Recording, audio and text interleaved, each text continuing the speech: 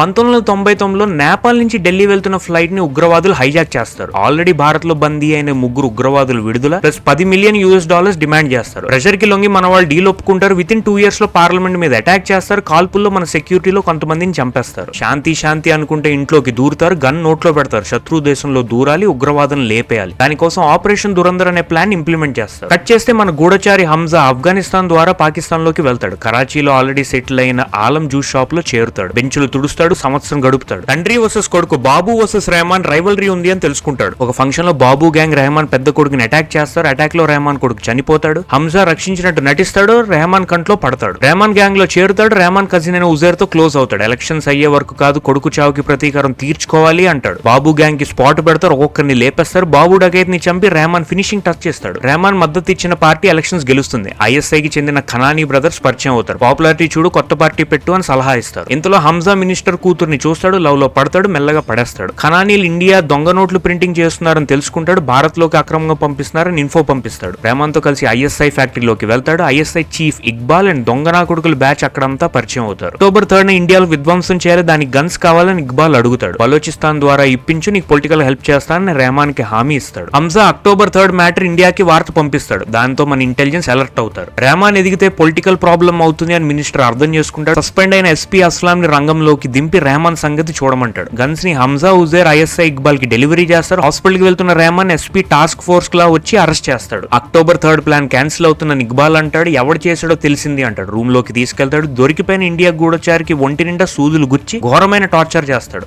Rahman encounter చేయడానికి SP ready అవుతాడు. రెహమాన్ ని వదలకపోతే టాస్క్ ఫోర్స్ ని లేపేస్తానని హంజా భయపడతాడు. ఎస్పీ నుంచి రెహమాన్ ని విడిపిస్తాడు. నవంబర్ 26, 2008 ఖనానీ ఆఫీస్ కి వెళ్తారు. ముంబైలో తాజ్ అటాక్ జరుగుతూ ఉంటుంది. ఇక్బాల్ టీవీ చూస్తూ డైరెక్షన్స్ ఇస్తాడు. హంజా బాధ ఆవేతంతో రగిలిపోతాడు. అందరిని చంపేస్తా అని హంజా అంటాడు. ఆవేశపడుకు టైం వస్తుంది, అప్పుడు చూసుకుందాం అని ఆలం కామ్ చేస్తాడు. హిట్ లిస్ట్ ఉన్న సీక్రెట్ డైరీ హంజాకి ఇస్తాడు. నీకు పొలిటికల్ గా హెల్ప్ చేస్తా, నన్ను అల్లుని చేసుకో అని హంజా అంటాడు. హీరోయిన్ ని పెళ్లి చేసుకుంటాడు. పెళ్లి ఫంక్షన్ లో ఇక్బాల్ ఆగస్ట్ 15 కి ఇండియాలో ఇంకో అటాక్ చేస్తా, దానికి గన్స్ కావాలి అంటాడు. అందరూ తాగిన మత్తులో ఉంటారు. ఇదే రైట్ టైం అని చెప్పి 9th ఆగస్ట్ ఏం ప్రోగ్రామ్ లేవు, ఆ రోజు డెలివరీ చేస్తామని హంజా అంటాడు. కానీ 9th August pump set programme కి రెహమాన్ వెళ్తాడు. గన్స్ డెలివరీ ఉందని మర్చిపోయి కలెక్ట్ చేసుకోవడానికి ఉజైర్ బలోచిస్తాన్ వెళ్తాడు. కార్ డ్రైవ్ చేస్తున్న హంజా తెలివిగా అడవిలోకి డ్రైవ్ చేస్తాడు. అక్కడ ఎస్పీ అస్లం వాడి సెటప్ తో రెహమాన్ ని లేపేయడానికి రెడీగా ఉంటాడు. రెహమాన్ ఈ రూట్ ఎందుకు వచ్చామని డౌట్ పడతాడు. బండి ఆపమంటాడు. హంజా యాక్సలరేట్ చేస్తాడు. బండిని ల్యాంప్ పోస్ట్ కి గుద్దేసి ఎస్కేప్ అయిపోతాడు. ఎస్పీ చేజ్ చేసి రెహమాన్ ఆల్మోస్ట్ లేపేస్తాడు. కొన ఊపిరితో ఉన్న రెహమాన్ హంజా హాస్పిటల్ కి తీసుకెళ్తాడు. బతికిస్తున్నట్టు నటిస్తాడు. బట్ రెహమాన్ సమాప్తం అయిపోతాడు. డైలీలో రెహమాన్ పేరు కొట్టేస్తాడు. హంజా అసలు పేరు జస్కిరత్ సింగ్ అని తెలుస్తుంది. మూవీ ఎండ్ అవుతుంది. పార్ట్ 2 మార్చ్ 19th వస్తుంది అని తెలుస్తుంది. వీడియో నచ్చితే లైక్ చేయండి, షేర్ చేయండి అండ్ ప్లీజ్ సబ్స్క్రైబ్ చేసుకోండి. థ్యాంక్ యూ అండ్ జై హింద్.